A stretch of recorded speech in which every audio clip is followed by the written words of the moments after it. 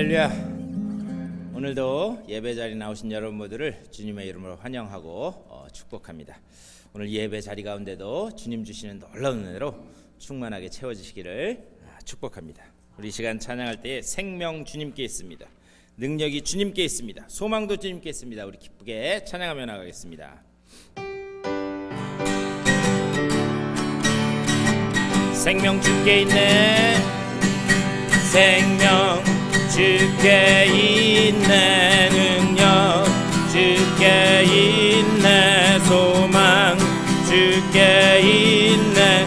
주 안에 생명 주께 있네. 생명 주께 있네. 능력 주께 있네. 소망 주께 있네. 주 안 다시 한번 찬양하겠습니다. 생명이 주님께 있습니다. 주께 있네. 능력 주께 있네. 소망 주께 있네. 주 아 생명 다해 주 찬양하리. 생명 다해 주 찬양하리.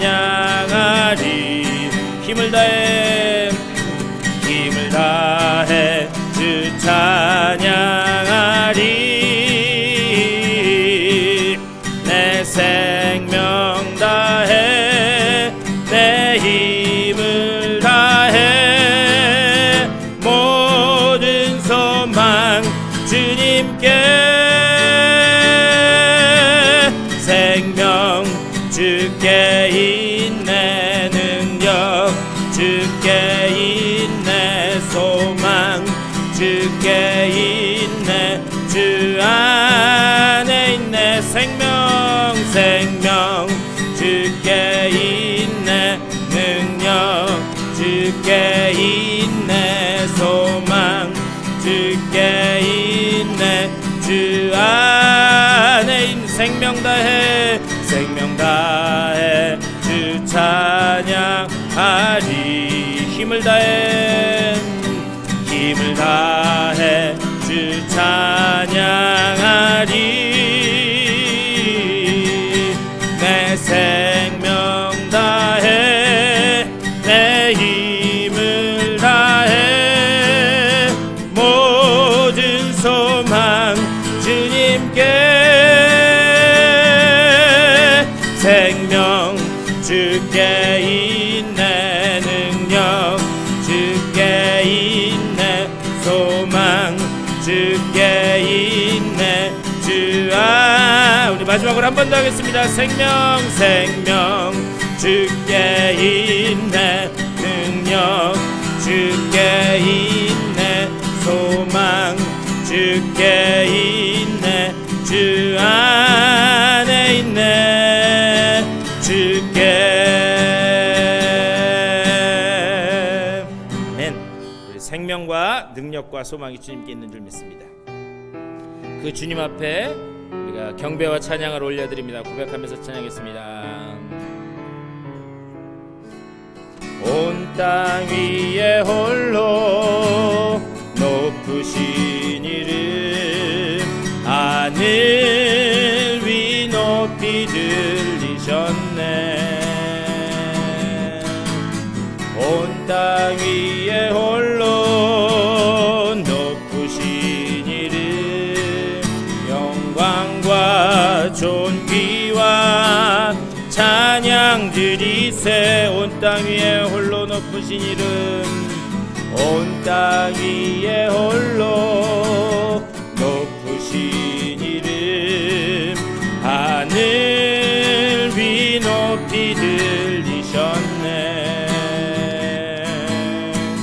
온 땅 위에 홀로 높으신 이름 영광과 존귀와 찬양 드리세. 오직 예수 오직 예수 다른 이름은 없네. 주 이름만 우리에게 주셨네.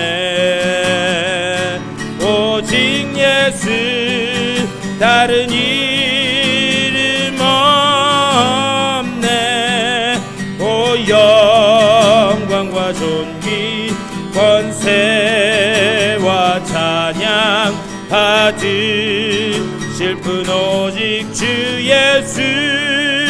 온 땅 위에 홀로 온 땅 위에 홀로 높으신 이름 하늘 위 높이 들리셨네. 온 땅 위에 홀로 높으신 이름 영광과 존귀와 찬양 드리세. 오직 예수 다른 이름은 없네. 주 이름만 우리에게 주셨네. 오직 예수 다른 이름 없네. 오 영광과 존귀 권세와 찬양 받으실 분 오직 주. 오직 예수 오직 예수 다른 이름은 없네. 주 이름만 우리에게 주셨네. 오직 예수 다른 이름 없네. 오 영광과 존귀 권세와 찬양 받으실 분 오직 주 예수. 우리 그대로 다같이 한 목소리로 기도하며 나가겠습니다. 우리의 소망과 능력이 되시는 그 주님 앞에만 영광 올려드리는 예배되게 하여 주시옵소서. 주님을 만나고 주님의 뜻을 깨닫고 돌아가고 새롭게 결단하고 돌아가는 예배자리 될 수 있도록 인도하여 주시옵소서. 받을 은혜를 사모하는 마음 가지고 다같이 한 목소리로 기도하며 나가겠습니다.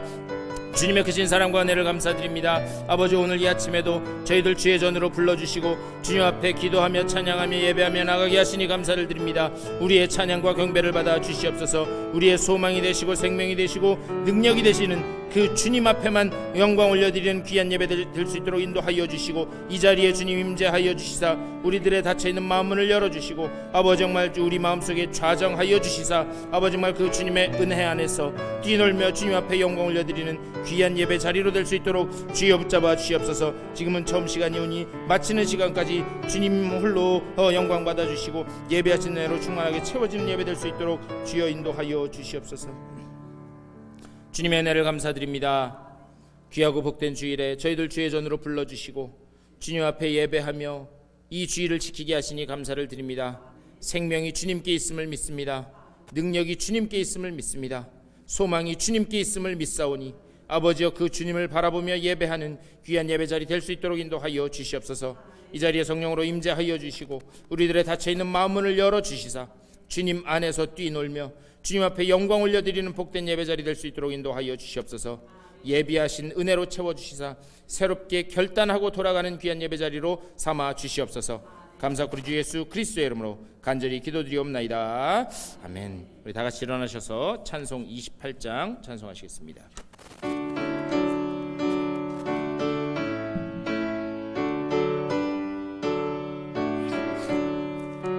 복의 근원 강림하사 찬송하게 하소서. 한량없이 자비하심 측량할 길 없도다. 천사들의 찬송가를 내게 가르치소서. 구속하신 그 사랑을 항상 찬송합니다. 주의 크신 도움 받아 이때까지 왔으니 이와 같이 천국에도 이르기를 바라네. 하나님의 품을 떠나 죄 죄에 빠지는 이를 예수 구원하시려고 보혈 흘려 주셨네. 주의 귀한 은혜 받고 일생 빚진 자 되네. 주의 은혜 사슬 되사 나를 주매소서. 우리 마음은 연약하여 범죄하기 쉬우니 하나님이 받으시고 천국인을 지소서. 아멘.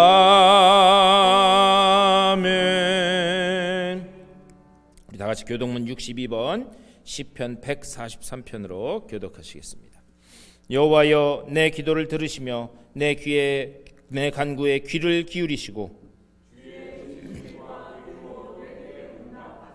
주의 종에게 심판을 행하지 마소서. 원수가 내 영혼을 핍박하며 내 생명을 땅에 엎어서 나로 죽은 지 오랜 자 같이 나를 암흑 속에 두셨나이다.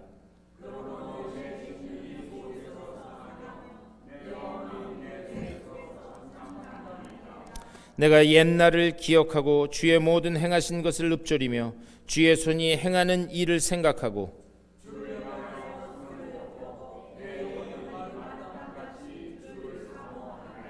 여호와여, 속히 내게 응답하소서. 내 영이 피곤하니이다.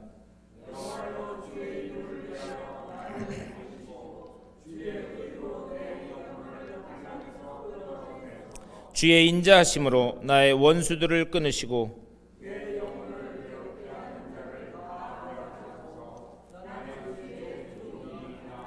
아멘. 우리 사도신경으로 우리의 신앙을 고백하겠습니다. 전능하사 천지를 만드신 하나님 아버지를 내가 믿사오며 그 외아들 우리 주 예수 그리스도를 믿사오니 이는 성령으로 잉태하사 동정녀 마리아에게 낳으시고 본디오 빌라도에게 고난을 받으사 십자가에 못 박혀 죽으시고 장사한 지 사흘 만에 죽은 자 가운데서 다시 살아나시며 하늘에 오르사 전능하신 하나님 우편에 앉아 계시다가 저리로서 산자와 죽은 자를 심판하러 오시리라. 성령을 믿사오며 거룩한 공예와 성도가 서로 교통하는 것과 죄를 사하여 주시는 것과 몸이 다시 사는 것과 영원히 사는 것을 믿사옵나이다. 아멘.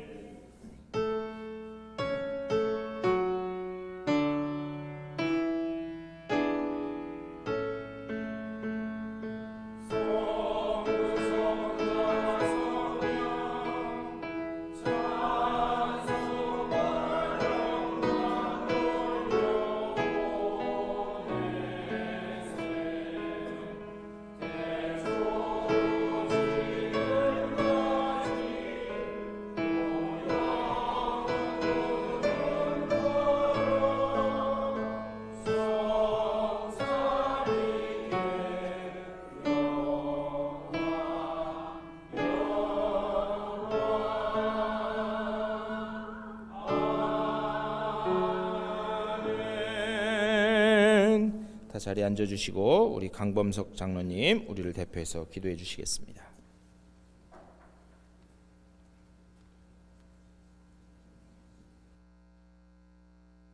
안개와 같은 존재를 영원한 존재로 만들어 주시기 위해 친히 십자가의 제물이 되신 주님, 이제 이 시간 그리스도의 피를 믿는 자들은 영원히 죽지 않으리라는 하나님의 약속을 믿는 주의 백성들이 여기에 모였습니다.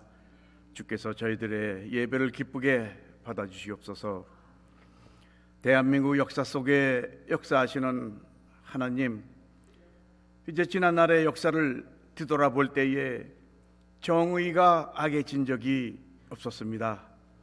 그러니 지금 현실이 답답하다 하더라도 성경에 어긋나는 편에 서서 마귀의 종이 되지 말고 역사의 주인이신 어린 양 편에 서서 이 혼란스러운 세대를 이끌어가는 대한민국의 국민들이 되게 역사하여 주시옵소서.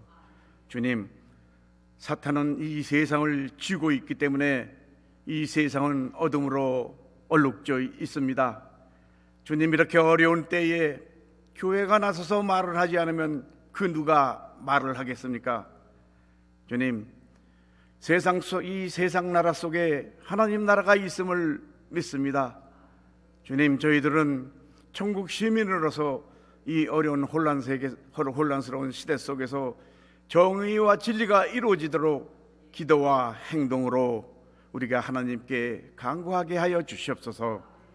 주님, 저희들은 하나님의 모습과 그리스도의 마음을 가졌습니다마는 헤아릴 수 없이 수많은 문제들이 저희들을 덮침으로 저희들의 죄가 저희들을 덮침으로 우리가 앞을 볼 수가 없고 근심이 떠날 날이 없습니다. 주님, 이렇게 아직도 복잡한 사회 속에서 곤란당하는 대한민국 국민들에게 이제 이 시간 주의 은혜로 복잡한 실마리를 풀 수 있는 그러한 대한민국이 될 수 있도록 역사하여 주시옵소서. 죄악과 싸움이 이만연한 이 세상에 주님께서 이 대한민국 이 위기 속에 하나님께서 직접 개입하셔서 도와주시옵소서. 주님, 자유민주주의를 지키는 것이 교회를 지키는 것인 줄 믿습니다.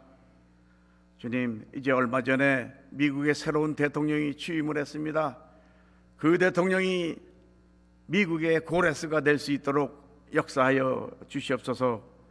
주님, 이제 올해에는 우리 교회가 말씀 중심, 기도 중심의 교회가 되게 역사하여 주시옵소서.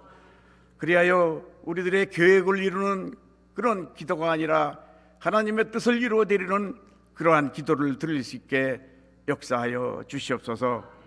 그리하여 우리가 영적인 변화가 없이 정신적으로만 변화되지 말고 이제 이 시간 우리가 믿음으로 구원받아 새롭게 시작하는 한 해가 될 수 있도록 역사하여 주시옵소서. 하나님께서 축복하여 주신 이 시간에 우리 하나님의 임재 속에서 목사님을 통하여 우리 말씀을 듣게 하여 주시옵소서. 우리의 갈 길을 아시는 주님, 이제 이 시간 우리 교회와 함께하사 임마누엘 성령이 떠나지 않는 그런 교회가 될 수 있도록 우리 교회와 항상 동행하여 주시옵소서. 이 모든 말씀 예수 그리스도 이름으로 기도드렸사옵나이다. 아멘.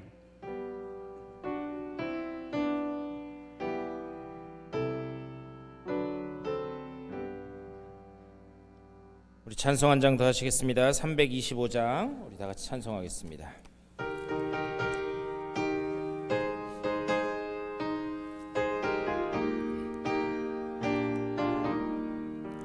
예수가 함께 계시니 시험이 오나 겁없네.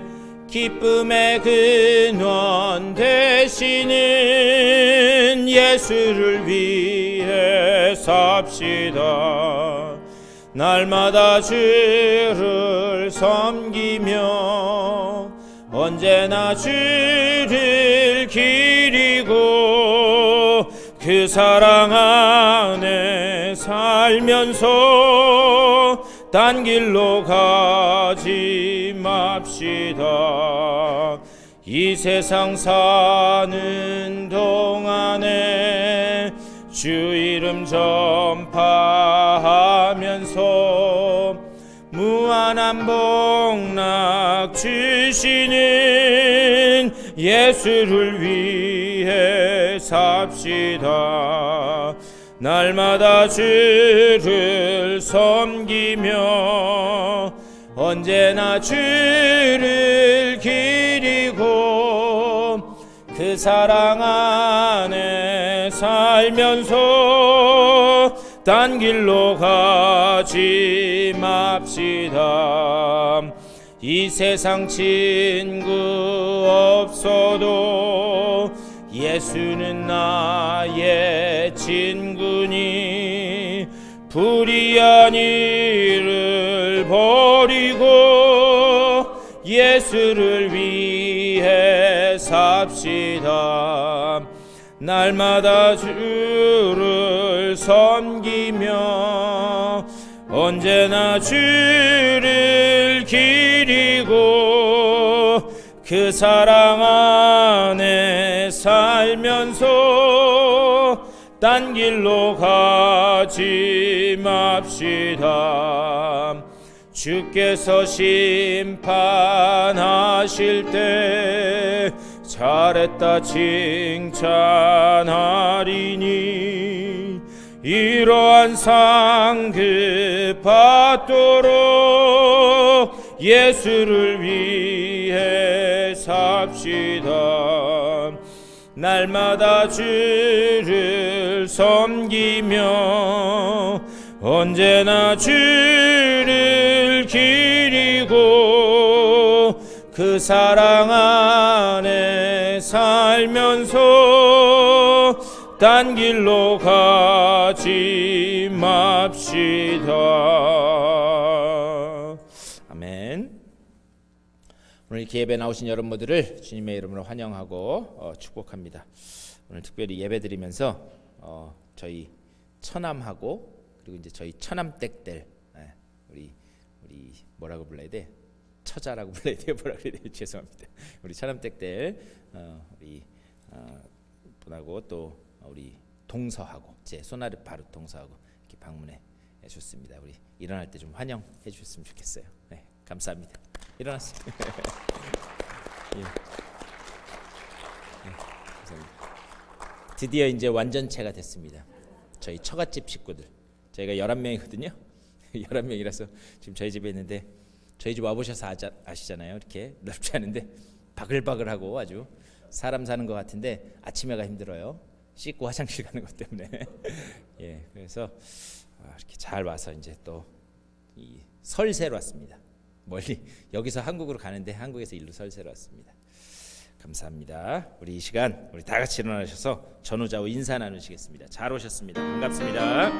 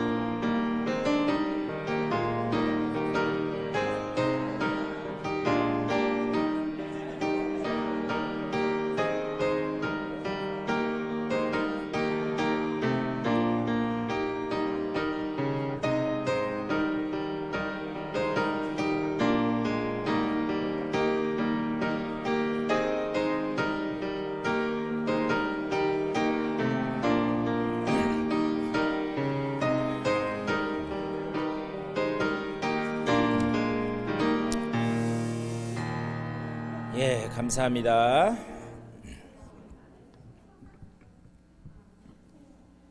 예, 오늘 또 특별히 우리 김춘옥 집사님 한국 다녀오시고 또 이렇게 뵙게 돼서 너무 감사하고 우리 사모님 화요일 날 수술하신대요. 오후에 이 어깨뼈. 저 되게 불편하거든요. 제가 저희 부러져 봐서 아는데 저 뭐 깁스도 안 되고 그냥 이게 막 팔이 움직이니까. 근데 우리 화요일 날 수술하신다고 하니까 같이 기도해 주시기를 부탁드리고요. 그리고 전 집사님은 이게 뼈가 이게 잘 붙지 않아 가지고 아직도 거동이 불편하세요. 원래는 진작에 붓고도 남았었어야 되는데 그러니까 우리 전 집사님 위해서 기도해 주시고 또 우리 조 집사님도 저렇게 나오시기는 했지만 웃고는 계시지만 허리가 약하셔 가지고 그러니까 위해서 기도해 주시고 원래 병자가 많은 교회가 은혜가 많은 교회예요. 아멘을 아무도 안 하시네. 왜 그러냐면 하나님이 그만큼 기적의 손길을 베푸시는 거기 때문에 보니까 병자가 많은 교회가 은혜가 넘치는 교회더라고요. 왜 그러냐? 우리가 또 서로 기도할 수 있잖아요. 그러니까 여러분 계속해서 기도해 주시기를 부탁드립니다. 우리 광고 드린 대로 다음 주 친교 후에 우리 소그룹 속회 모임을 위한 간단한 교육이 있고 나눠서 이렇게 하도록 하겠습니다. 그리고 지금 교회 이전 우리 문제 놓고 계속 이야기하고 있는데 지금 연회가 이 파송을 결정하는 기간이에요. 뭐 저야 여기 있겠지만 또 임지를 이동하시는 분들 계시잖아요. 그래서 연회 모든 그 스태프들 감리사님 뭐 이런 분들이 지금 이 리트릿을 가서 이제 파송을 기도하면서 결정하고 계시는 중이거든요. 그래서 가시기 전에 저하고 또 이제 그 새로운 교회 이거 어떻게 할 건지 이렇게 연결을 해주셨어요. 그래서 그거에 대해서도 지금 과정이 어떤지 어떤 상황인지 우리가 어떻게 할지 그것에 대해서 속회 모임 하고 다음 주에 그 다음에 또 그것에 대해서 좀 말씀 나누도록 하겠습니다. 그러니까 좀 시간을 내서 여러분들 꼭 참석해 주셨으면 좋겠어요. 우리 중요한 미래를 놓고 결정하는 중요한 문제니까 참석해 주시기를 부탁을 드립니다. 그리고 이 참 죄송한 말씀인데 그 처갓집 식구들이 눈 생기고 처음으로 미국을 왔어요. 그래서 눈 생기고 처음으로 미국을 와서 고속도로만 달려도 어쩜 이래 그러세요. 근데 그 눈에 이 미국 서부의 광활한 모습을 좀 담아드리기 위해서 제가 이렇게 모시고 좀 저는 그냥 입고 그냥 보낼까요? 가서 여행하고 오시라고? 여러분도 불편하시겠죠? 예. 아멘을 아무도 안 하시는 거 보니까는 저는 그냥 있으라는 소린가 본데. 예. 그래서 모시고 하고 목요일 날 와서 금요일부터 새벽 기도를 다시 시작하도록 하겠습니다. 죄송합니다. 우리 계속해서 우리 아픈 분들을 위해서 기도해 주시기를 부탁드립니다. 우리 하나님의 말씀 보시겠습니다. 오늘 우리에게 주신 하나님 귀한 말씀은 구약성경 창세기 32장 21절부터 28절까지의 말씀입니다. 창세기 32장 21절에서 28절까지의 말씀 우리 화면을 보시면서 한 절씩 교독하시겠습니다. 그 예물은 그의 앞서 보내고 그는 무리 가운데서 밤을 지내다가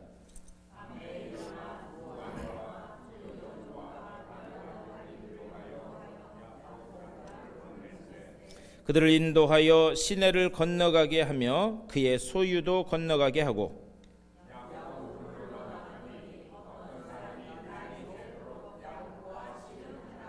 자기가 야곱을 이기지 못함을 보고 그가 야곱의 허벅지 관절을 치매 야곱의 허벅지 관절이 그 사람과 씨름할 때에 어긋났더라.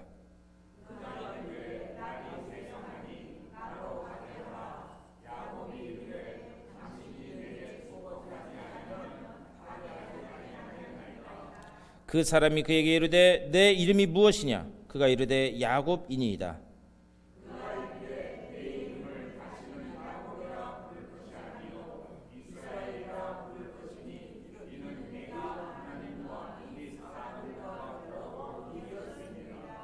아멘. 오늘 우리에게 주신 하나님의 귀한 말씀입니다.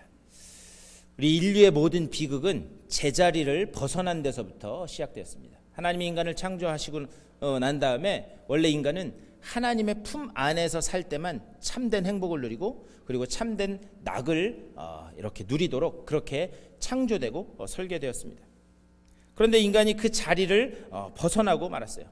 왜 그런 일이 벌어졌는가? 창세기 3장 말씀에 보면 사탄이 첫 인간인 아담과 하와를 유혹하는 거예요. 그리고 그 아담과 하와를 유혹함으로 인해서 그들이 넘어감으로 인해서 인류의 그 모든 궤도가 벗어나기 시작했습니다. 특별히 이 아담과 하와를 유혹한 사탄과 이 아담과 하와를 유혹한 이 사탄 어떤 존재인가?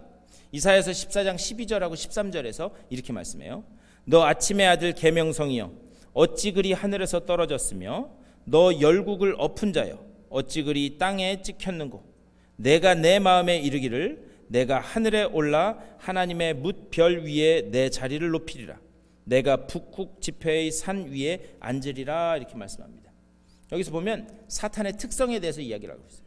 사탄은 어떤 존재인가? 사탄은요 스스로 높아지려고 하는 존재는 스스로 높아질 뿐만이 아니라 사람을 유혹해서 그 인간도 스스로 높아지도록 만드는 존재라는 거예요. 그리고 두 번째로 사탄은 어떤 존재인가? 속이는 존재라는 거예요. 속이는 존재. 지금 사탄을 성경에서는 이렇게 이야기합니다. 그런데 그 사탄이 인류의 첫 이게 시작인 그 아담을 유혹해요. 그리고 그를 망가뜨립니다. 그 결과로 어떤 일이 벌어지는가? 인간과 하나님 사이에 철저한 분리가 이루어집니다. 인간이 원래 있었던 곳 에덴 동산이라고 하는 것은 하나님과 밀접하게 붙어 있었던 곳이에요. 그런데 죄가 침입함으로 말미암아 그 동산에서 쫓겨나게 되고, 그리고 하나님과 인간 사이에 철저한 분리가 이루어졌다라고 하는 게 창세기 3장의 말씀입니다. 그리고 그 결과로 사망에 이르게 되었다. 하지만 하나님은 인간을 그냥 죽게 그렇게 내버려 두지 않으셨습니다. 먼저 찾아오시는 거예요. 그리고 먼저 찾아와서 질문하세요. 뭐라고 질문하시는가? 내가 어디 있느냐? 이렇게 질문하세요. 그들이 선악과를 먹고 자신들의 벗은 모습을 깨닫고 숨어 있을 때 하나님이 먼저 찾아오세요. 그래서 내가 어디 있느냐? 이것은 하나님께서 인간에게 하신 첫 번째 질문입니다. 성경에서 하신 인간에 대한 첫 번째 질문이에요. 내가 어디 있느냐? 그런데 하나님의 이 하나님의 질문은요, 항상 뭘 전제하고 있느냐? 항상 회복을 전제하고 있다라는 사실을 우리는 놓쳐서 안 돼요. 하나님은 우리에게 뭔가를 질문하실 때는 내가 너를 반드시 회복시키겠다라고 하는 그 마음을 가지고 우리에게 질문하신다라는 그런 말씀입니다. 여러분, 하나님이 아담이 어디 있는지 몰라서 내가 어디 있느냐 이렇게 물으셨겠어요? 그게 아니라는 거예요. 하나님께서 내가 어디 있느냐 이렇게 물으신 것은 두 가지의 의미를 담고 있습니다. 무엇이냐? 첫 번째는 내가 지금 어떤 상태이냐 그것을 물으시는 거예요. 내가 지금 처해 있는 그 상황이 어떤 상태이냐 그 의도를 가지고 질문하시고, 두 번째로는 어떤 의도를 가지고 질문하시는 거냐? 아담아, 네가 지금 거기 있으면 안 된다. 그 자리는 죽을 자리다. 그러니 빨리 그 자리에서 벗어나서 나와라.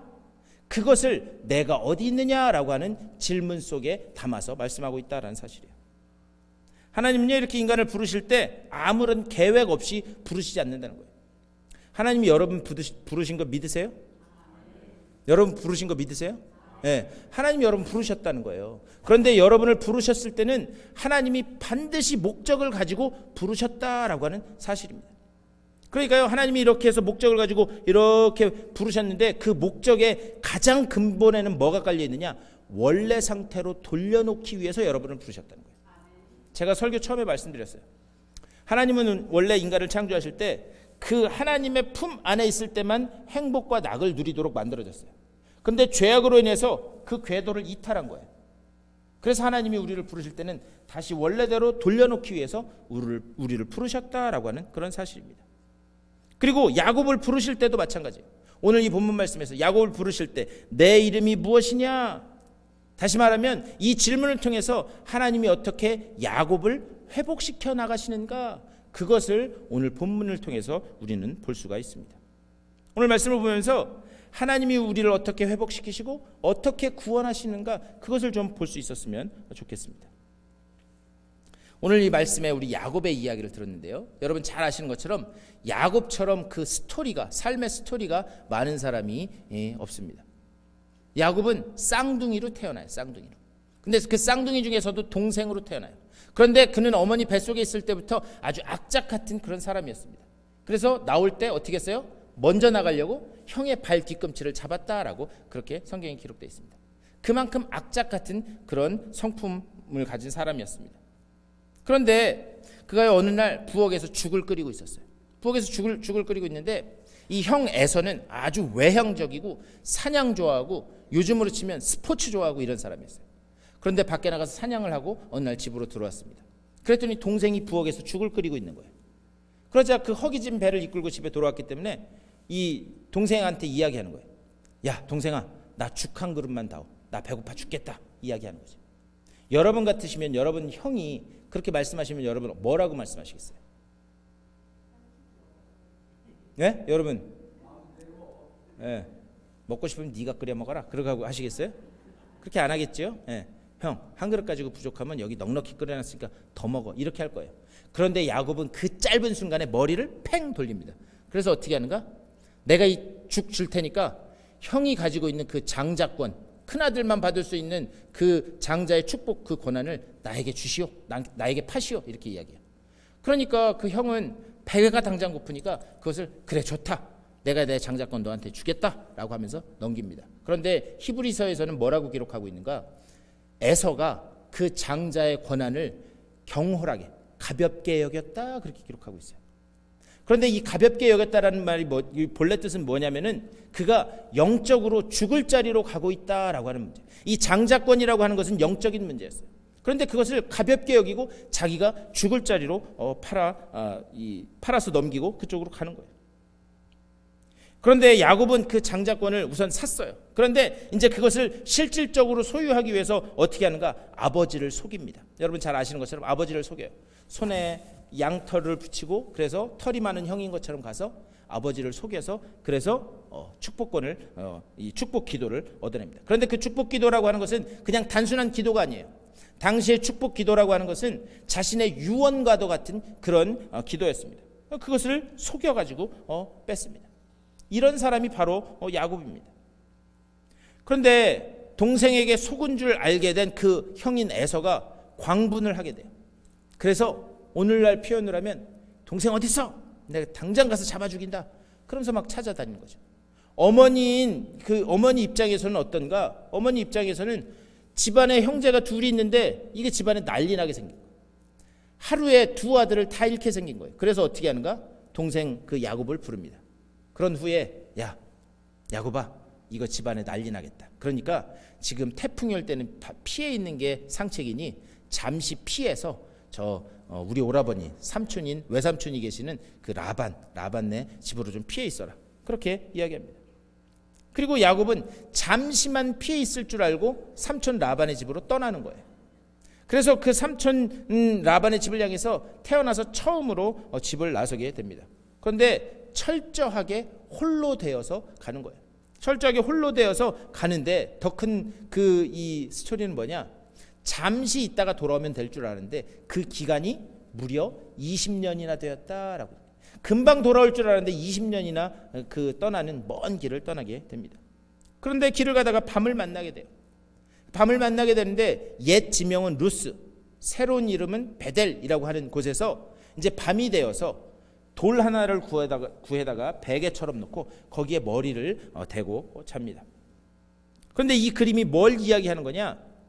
이게요, 원래는 유대인들은 밤이 되었을 때 외부에서 나그네가 이방인이 이렇게 오면 나그네 환대법이라고 해서 아주 잘 대접했었어야만 됐어요. 그게 그 자기의 마을과 자기 집안의 명예를 지키는 일이라고 생각했습니다. 그래서 외부에서 전혀 모르는 사람일지라도 오면 그 사람을 극진히 대접했어요.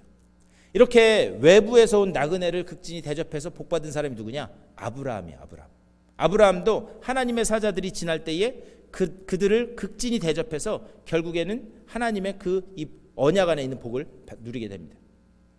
그런데 지금 야곱의 상황은 어떠냐? 어디 하나 마을에 들어가서 누구한테 나 잠잘 곳 좀 제공해 주십시오라고 이야기할 사람도 없는 아주 철저하게 고립되고 외로운 홀로 있는 지금 그런 상황입니다. 그런데 이 야곱이 길에서 노숙을 하면서 철저히 홀로 되었을 때 어떻게 하는가? 그의 인생에 하나님이 공식적으로 찾아오시는 거예요. 그래서 하나님이 찾아오셔서 어떻게 하는가? 밤에 꿈을 꾸는데 하늘에서 사닥다리가 땅과 하늘에 닿아 있고 거기서 천사가 오르락내리락 하는 그런 꿈을 보게 됩니다. 그리고 나서 자기가 뱄던 베개를 세워서 그곳 이름을 베델, 하나님이 여기 계셨구나, 하나님의 집이라고 하는 그곳으로 지명을 바꾸게 됩니다. 근데 이상한 건 보면은요, 성경에서 야곱도 그렇지만 하나님이 어떤 사람을 이렇게 찾아오세요. 근데 하나님이 어떤 사람을 찾아오실 때 철저하게 홀로 되어 있고 누구 하나 도움 줄 만한 사람이 없을 때 그때 하나님은 그 사람을 찾아가시는 것을 볼 수 있어요. 엘리야도 마찬가지예요. 엘리야도 이 갈멜산에서 바알 선지자들과 싸움한 후에 이겨서 승리에 막 취해 있을 때 이세벨이 자기를 죽인다고 그 소식을 들어요. 그럴 때 홀로 광야로 도망갑니다. 그리고 로뎀나무 아래에서 나 이제 끝났습니다. 나 이제 그만할랍니다. 나 데려가십시오 라고 할 때 하나님이 어떻게 하는가? 음식과 물을 제공해 주세요. 그리고 그를 다시 일으켜 세우는 것을 볼 수 있어요. 그러니까 하나님이요, 어떻게 하냐면 그 사람이 철저하게 홀로 있다, 내 옆에 아무도 없다라고 생각될 때 하나님은 그 사람을 찾아가시더라고요. 그리고 그 사람들에게 용기를 주시고 위로를 주고 하시더라고요. 그러니까 제가 다만 부탁드리기는 내가 철저하게 홀로 되었다라고 생각될 때 그때 하나님이 내 옆에 지키고 계심을 느끼실 수 있게 되기를 주님의 이름으로 간절히 축원합니다. 하나님 그렇게 찾아오신다는 거예요. 그래서 철저하게 홀로 되었다고 지금 다윗이 그렇게 생각되는 그 자리에 찾아오셔서 아주 중요한 말씀을 하세요. 그 중요한 말씀이 창세기 28장 15절 말씀입니다. 우리 화면을 보면서 다 같이 한번 읽어볼까요? 28장 15절 시작.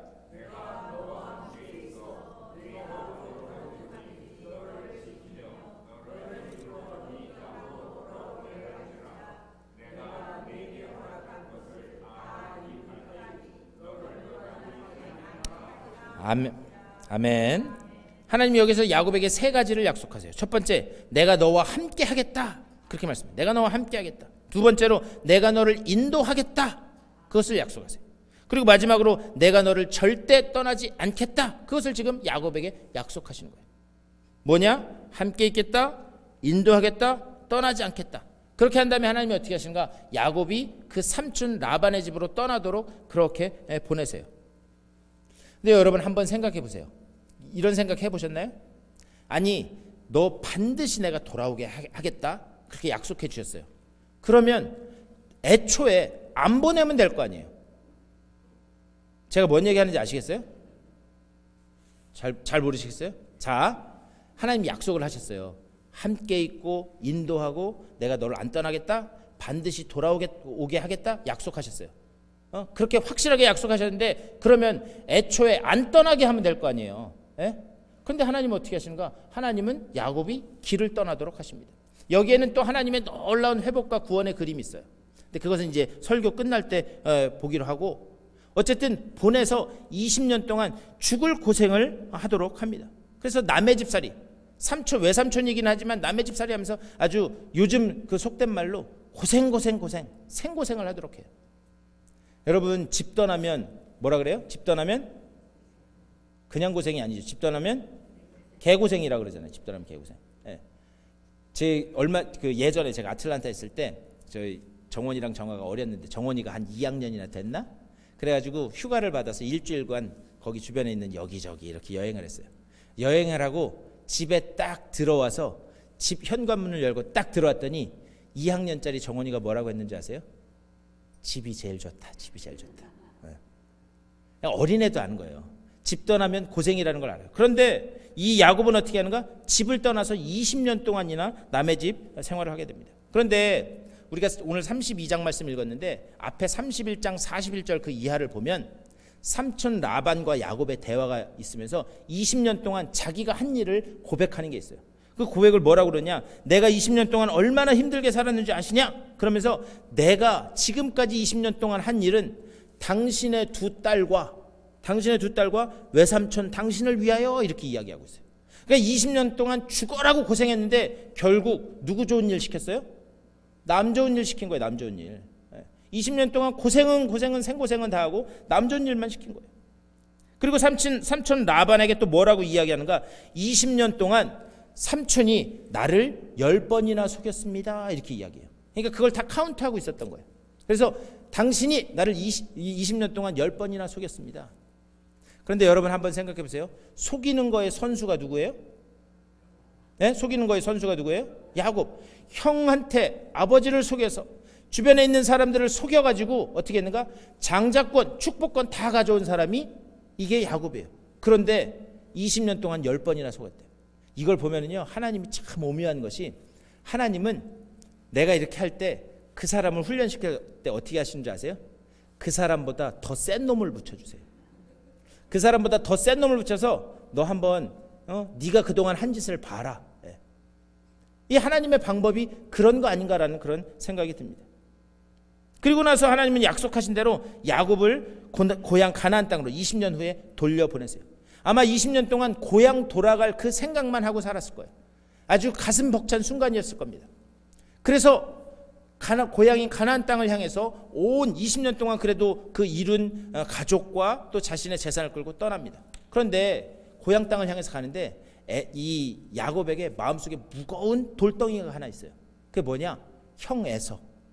내가 형 에서를 속이고 장자권을 빼앗아서 이렇게 복받아서 여기 도망와 있었는데, 내가 비록 20년이 지났지만 형한테 돌아갈 때 형의 분이 풀렸을까? 형이 나를 용서할까? 그거에 대한 무거운 돌덩이 같은 마음이 있었습니다. 그 온갖 부담감이 있었던 거예요. 이때 하나님께서 야곱에게 한 가지 사건을 경험하게 합니다. 그게 32장 1절 말씀이에요. 야곱이 길을 가는데 하나님의 사자들이 그를 만난지라. 여기서 만났다라고 하는 말의 본래 뜻은 뭐냐면 추적했다, 끝까지 추적했다라고 하는 그런 의미입니다. 아니, 하나님이 야곱을 포기했다면 굳이 끈질기게 추적했을 필요가 없어요. 그런데 하나님은 야곱을 끝까지 포기하지 않고 그를 끝까지 추적했다, 그 말씀하는 거예요. 그리고 야곱의 길목에 나타나서 그때마다 계속해서 하나님이 그의 인생에 개입하시는 거예요. 이렇게 좀 해보려고 하면 하나님이 그 방향을 틀어놓고, 이쪽으로 가려고 하면 다시 엉뚱한 방향으로 틀어놓고. 그래서 야곱의 인생의 주제가 뭔지 아세요? 왜 나만 갖고 그래? 옛날 대통령이 그랬죠. 이거를 보고 웃으시는 분은 좀 연식이 되신 분이고, 왜 나만 갖고 그래? 그러니까 야곱이 자기가 가려고 하는 그 인생을 계속해서 하나님이 트신 거예요. 그리고 계속해서 간섭하십니다. 하나님이 왜 그렇다면 그의 인생에 간섭하시는가? 그를 사랑하니까. 여러분도 한번 가만히 생각해 보세요. 내가 사랑하지 않는 사람은 어떻게 해요? 무관심해요. 그래서 세상에서 가장 무서운 그런 그 벌이 뭐냐? 무관심 속에 있는 거예요. 무관심 속에. 하나님이 사랑하시니까 그를 계속 추적하면서 그에게 다가가십니다. 그러면서 보여주신 것이 뭐냐? 하나님의 군대, 마하나임이라고 하는 거예요. 마하나임. 그런데 이 마하나임, 하나님의 군대, 이건 뭐냐? 전쟁을 앞두고 하나님이 선지자들과 예언자들을 통해서 늘 보여주셨던 그림이에요. 지금 비록 전쟁을 할 때 너희들은 숫자가 얼마 안 되는 것 같지만 영의 눈을 열어주셔서 그들을 애워싸고 있는 하나님의 군대를 보여주신 거예요. 지금 야곱에게 그것을 보여주시고 있는 거예요. 하나님이 왜 야곱에게 이 하나님의 군대를 보여주시는 건가? 하나님이 그 말씀을 하시는 거예요. 야곱아, 두렵지? 떨리지? 형이 너를 용서했을까 안 했을까 걱정되지? 걱정하지 마. 내가 너와 함께 가겠다. 그러니 가라. 하나님이 지금 그 말씀을 하시기 위해서 하나님의 군대 마하나임, 그것을 지금 보여주시고 있다라는 그런 말씀이에요. 내가 너랑 약속한 것처럼 함께 할 것이고 앞서 행할 것이고 너를 떠나지 않을 것이다. 걱정 말고 가라. 야곱의 두려움을 하나님이 아시기 때문에 이 모습을 보여주시는 겁니다.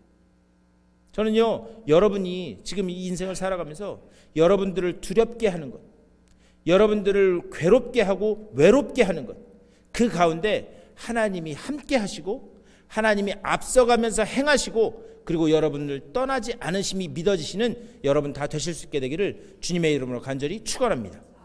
하나님이 그 상황에서 이 말씀을 하시는 거예요. 그런데 한번 생각해 보셨으면 좋겠어요. 하나님이요, 여러분들이 지금 걱정이 있어요. 그런데 하나님이 어느 날 나타나셔서 여러분들에게 환상을 보여주세요. 환상을 보여주는데 하나님의 군대 마하나임 보여주신 다음에 야, 걱정하지 말고 가. 내가 함께 해줄게. 그랬다고 하면 여러분들 같으면 어떻게 하시겠어요? 제가 뭔 얘기하는지 모르시겠어요? 하나님이 그걸 보여주셨으면 여러분 같으면 어떻게 하시겠어요? 여러분은 믿음이 좋으시니까 아멘 할렐루야 렛츠고 가자, 하나님이 함께 하신단다, 그러면서 가시지 않겠어요? 그런데 야곱은 야곱인 거예요. 왜 그런가? 그는 하나님이 그렇게 보여주셨음에도 불구하고 여전히 하나님에 대한 신뢰를 하지 못하고 있습니다. 7절에서 이렇게 말씀해요. 우리 7절 말씀 다 같이 한번 읽어볼까요? 시작.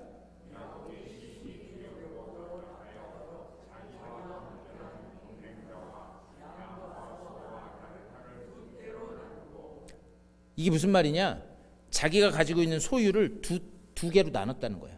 그래서 한 떼를 먼저 그 가나안 땅으로 들여보내는 거예요. 그래서 형의 분이 안 풀렸을 때 그 앞에 거를 딱 쳤다라고 하는 소식을 들으면 재산 절반이라도 갖고 튀려고 두 떼로 나눴다는 거예요. 그래서 먼저 이렇게 보냅니다. 여전히 하나님을 전적으로 의뢰하거나 신뢰하지 못하는 그 마음을 볼 수 있는 거예요. 하나님이 너와 함께 하겠다, 너를 떠나지 않겠다 약속하셨음에도 불구하고 여전히 그 속에는 인간적인 불안감이 있다라는 그런 사실입니다.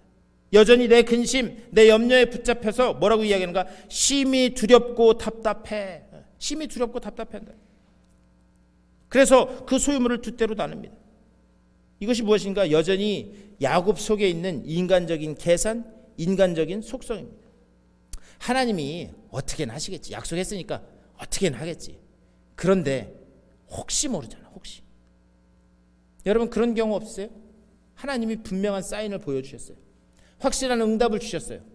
그런데 그 속에 하나님이 하실 건 믿는데 그래도 내가 대비할 거는 대비해야 되지 않겠어? 이런 경우를 저도 20년 가까이 목회하면서 많이 봤어요.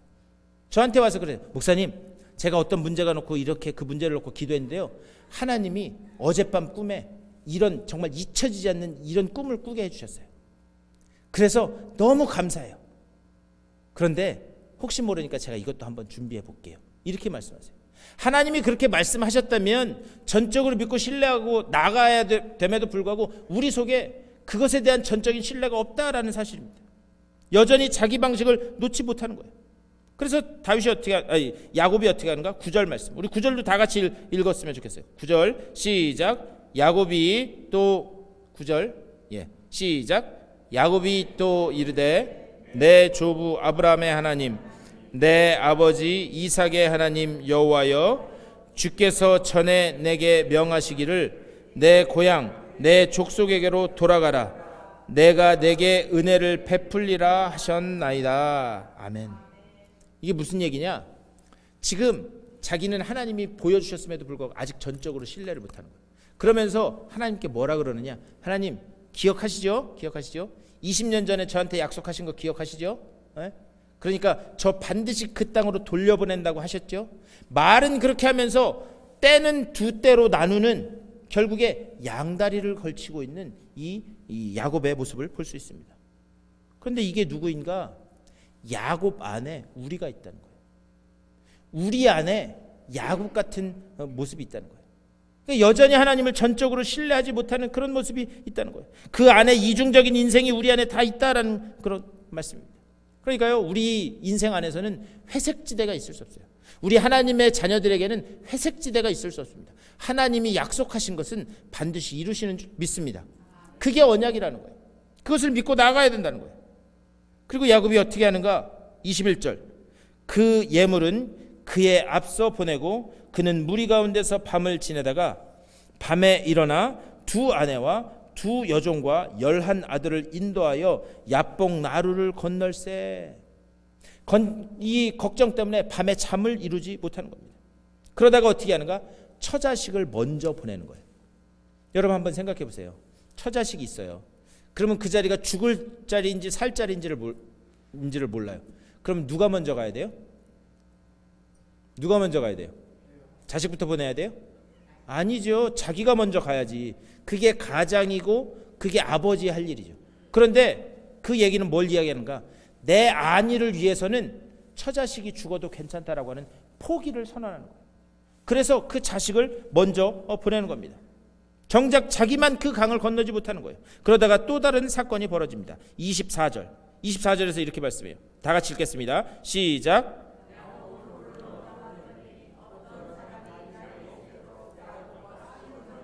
아멘. 여기서 씨름했다. 그런데요, 많은 분들이요, 야곱이 야복강가에서 씨름했다? 이것을 야곱이 하나님 저 좀 살려주세요라고 그렇게 기도했다라고 이해하시는 분들이 많이 있어요. 여러분들도 지금까지 그렇게 이해하셨나요? 네? 그래서 여기 이제 이따가 가시다가 여기 101번 쪽으로 가다 보면 프리웨이 타기 바로 직전에 오른편에 보면은 야복 처치가 있어요. 야복 처치. 그러면서 거기 밑에 뭐라고 써 있냐? Total surrender 이렇게 써 있어요. 그 야복강가에서 하나님 앞에 전적으로 납작 엎드린다라고 하는 야복 처치가 있어요. 이따 한번 가서 보셨으면 좋겠어요. 아주 쬐끄만 교회가 있습니다. 그래서 우리는 야곱이 야복강가에서 하나님 나 좀 살려주세요 이렇게 넘어져서 넙죽 엎드려서 기도했다라고 그렇게 생각을 합니다. 그런데 이거는 그것을 이야기하는 거 아니에요. 이것을 어떻게 할 수 있느냐? 여러분, 기도라는 것의 속성이, 기도는 사람이 뭔가 필요해서 하나님 앞에 하는 거예요? 아니면 하나님이 우리한테 하는 거예요? 우리요? 예? 자, 기도라는 게 뭐예요? 인간이 뭐가 필요해서 하나님한테 하는 거예요? 하나님이 우리한테 하는 거예요? 우리가 뭔가 필요해서 하나님 앞에 하는 거죠. 그런데 여기 말씀을 잘 보시면 먼저 싸움을 걸어온 게 야곱이 아니라 그 사람인 것을 볼 수 있습니다. 자, 다시 한번 보세요. 자, 24절 말씀, 24절에 보면 야곱은 홀로 남았더니 어떤 사람이 날이 새도록 야곱과 씨름하다가, 여기 이제 한국말에는 잘 이렇게 드러나지가 않는데 이 히브리어 원문을 보면 그 사람이 먼저 싸움을 걸어온 거예요. 그래서 밤새도록 야곱과 씨름한 거예요. 하나님이 홀로 남겨진 야곱, 그 끝까지 자기를 포기할 줄 모르는 그 야곱에게 간섭하셔서 어떻게 하는가? 본격적으로 싸움을 걸어오시는 겁니다. 그런데 이 씨름이 밤새도록 이루어진 거예요. 밤새도록. 25절 말씀, 자기가 야곱을 이기지 못함을 보고 그가 야곱의 허벅지 관절을 치매 야곱의 허벅지 관절이 그 사람과 씨름할 때에 어긋났더라. 이 사람은 누구인가? 이 어떤 사람은 하나님을 상징합니다. 하나님이 야곱을 찾아오셔서 씨름을 하시는 거예요. 그래서 야곱을 이 씨름을 하는데도 이기지를 못합니다. 근데 여기서 이긴다, 야콜이라고 하는 말, 그 말은 어떤 승패를 이야기하는 게 아니에요. 씨름했으면 누군가 이기는 사람이 있고 누군가 지는 사람이 있어야 되는 거잖아요. 그런데 여기서 말하는 야콜이라고 하는, 씨름했다라고 하는, 이기지 못했다라고 하는 말은 무슨 뜻이냐면 그것은 어떤 승패를 이야기하는 게 아닙니다. 대신에 이건 뭐냐?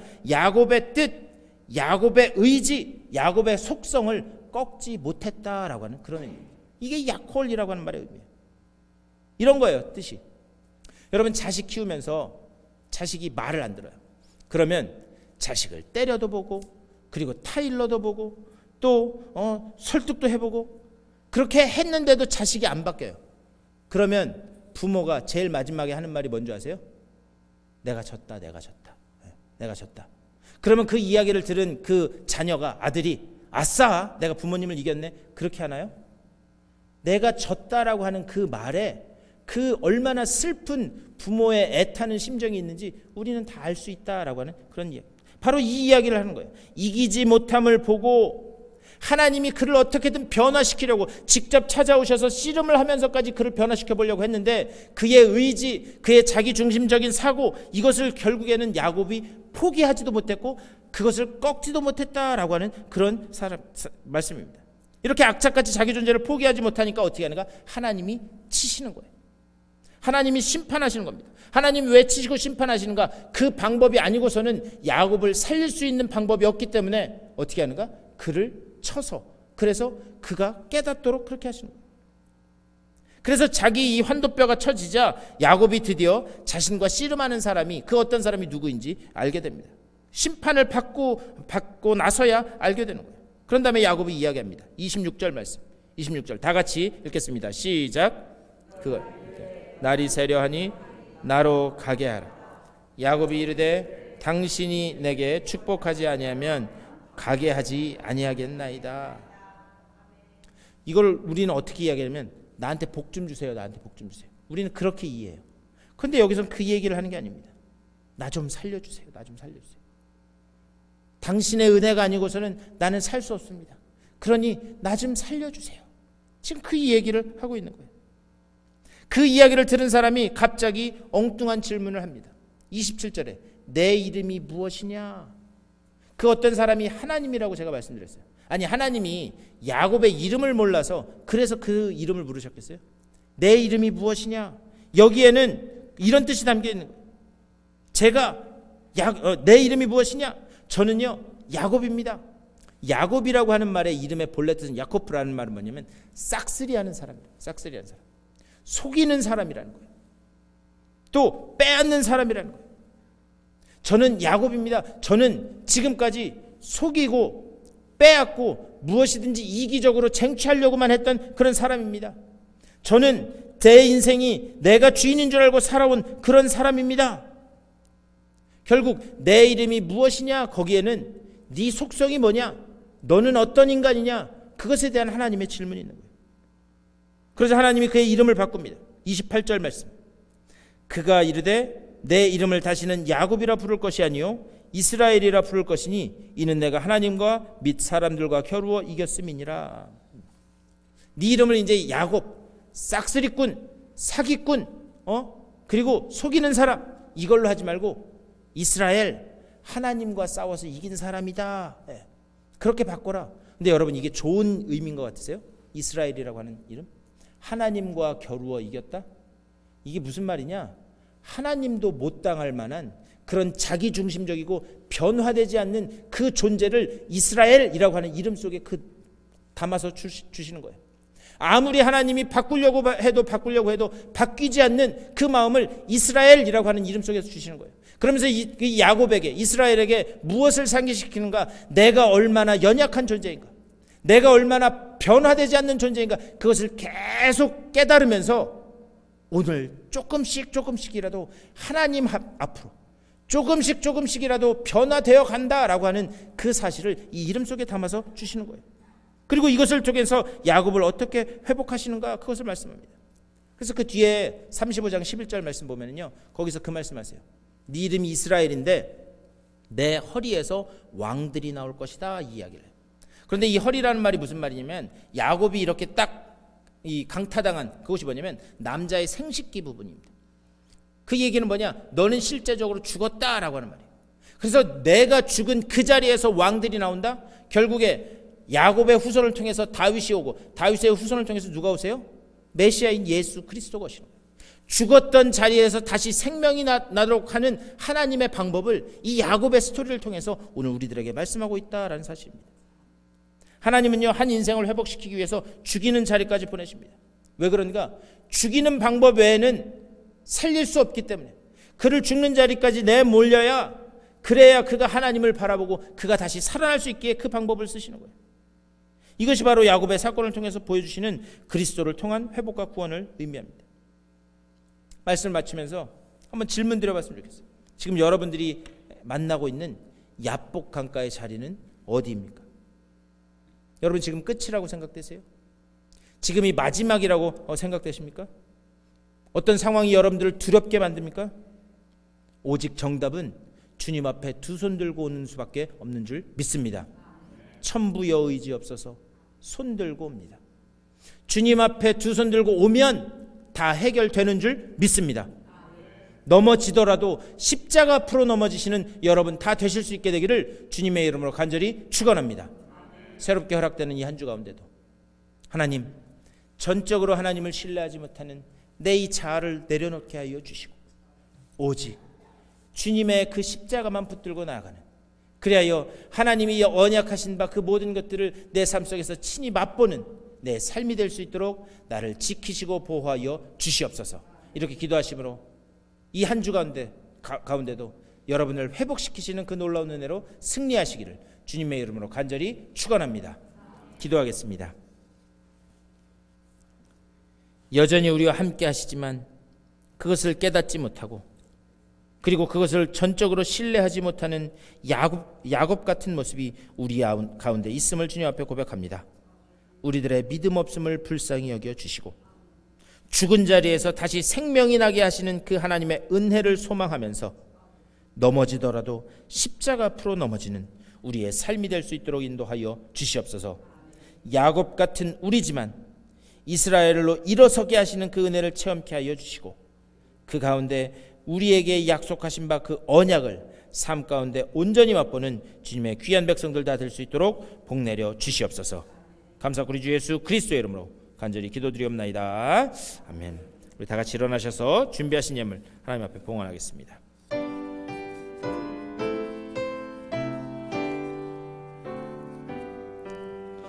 나의 생명 드리니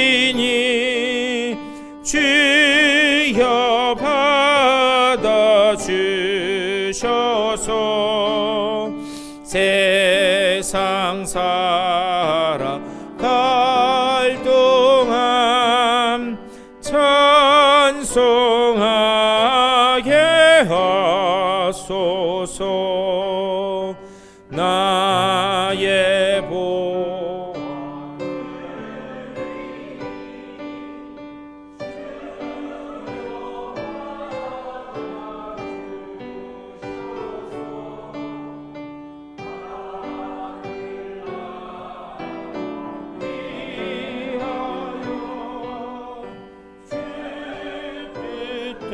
뜻대로 쓰소서.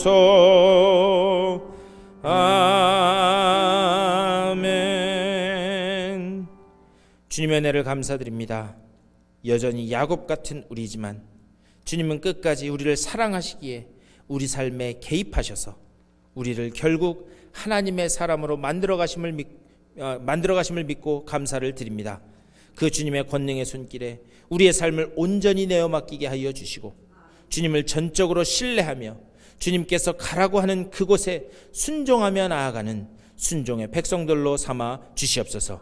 그 언약의 길 끝에 우리에게 씌워질 영광의 면류관이 있음을 우리가 기억하게 하여 주시고 그 길을 갈 때에 혼자 가는 길이 아니라 주님께서 동행하시고 앞서가시는 길임을 믿고 담대히 우리의 걸음을 뻗어나갈 수 있도록 또한 복내려 주시옵소서. 그 은혜를 감사하면서 주님께서 저들에게 주신 것의 일부를 다시 주님 앞에 올려드립니다. 이 예물 가운데 저들의 땀과 수고와 헌신과 눈물이 있음을 주님 아시는 줄 믿사오니 그 땀과 수고와 헌신이 헛되지 않도록 30배, 60배, 100배의 열매를 맺게 하여 주시고 주님을 찬양할 복된 소식들이 계속해서 간증으로 고백될 수 있도록 주여 인도하여 주시옵소서. 이 예물이 쓰여지는 곳마다 주님은 영광 받으시고 죽어가던 영혼들이 주님 앞으로 돌아오는 귀한 역사가 나타날 수 있도록 복내려 주시옵소서. 감사하고 우리 주 예수 그리스도의 이름으로 축복하며 간절히 기도드리옵나이다. 아멘.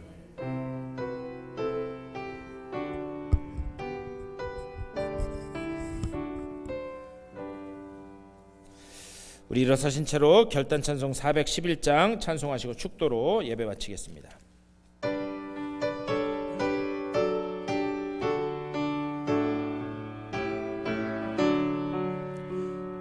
내 맘속에 참된 평화 있네.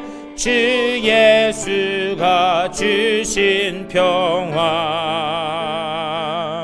시험 닥쳐와도 흔들리지 않아. 귀하다 이 평안함. 주가 항상 계셔 내 맘속에. 주가 항상 계셔 기쁘다. 주 나의 맘에 계셔 위로하시네. 어찌 내가 주를 떠나 살까. 이 귀한 평화 내가 맛고 보니 내 슬픔이 사라지고 맘의 기쁨 넘쳐 주를 찬양하네. 평화의 임금 예수. 주가 항상 계셔 내 맘속에. 주가 항상 계셔 기쁘다. 주 나의 맘에 계셔 위로하시네. 어찌 내가 주를 떠나 살까. 주 날개 아래 내가 사는 동안 이 보배를 빛내리라. 맘의 기쁨과 주를 만나 뵐 때 그 평화 영원하리. 주가 항상 계셔 내 맘속에. 주가 항상 계셔 기쁘다. 주 나의 맘에 계셔 위로하시네. 어찌 내가 주를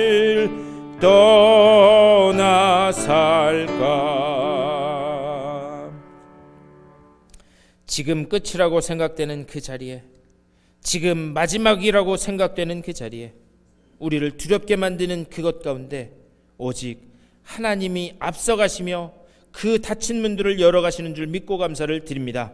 어떤 상황 가운데서도 오직 주님 앞에 손들고 나오는, 천부의 의지 없어서 손들고 옵니다. 내가 처절하게 홀로 되고 외롭고 고독한 그 삶의 자리에 우리들이 음부의 자리를 펼지라도 하나님은 그곳에 계시는 줄 믿습니다. 그 하나님이 우리의 아버지 되심을 믿습니다. 아버지 되시는 그 하나님을 붙들고 십자가를 붙들고 새롭게 허락될 그 한 주간 가운데 오직 우리를 이스라엘로 세우시는 놀라운 은혜를 맛보게 하여 주시옵소서. 담대하게 세상을 향해 발걸음을 옮기며 세상을 향해 주님의 살아계심을 증거하는 저들의 삶이 될 수 있도록 복내려 주시옵소서. 이 은혜를 가지고 세상을 향해 걸어나가는 주님의 사랑하는 백성들 가운데 우리 구주 예수 그리스도의 크고 놀라우신 은혜와 하나님 아버지의 극진하신 사랑하심과 성령의 감동하시고 역사하시는 그 놀라운 은총이 저들의 삶 가운데, 저들의 모든 여정 가운데, 가정과 자녀들 가운데 이제로부터 영원토록 함께 하시기를 간절히 축원하옵나이다. 아멘.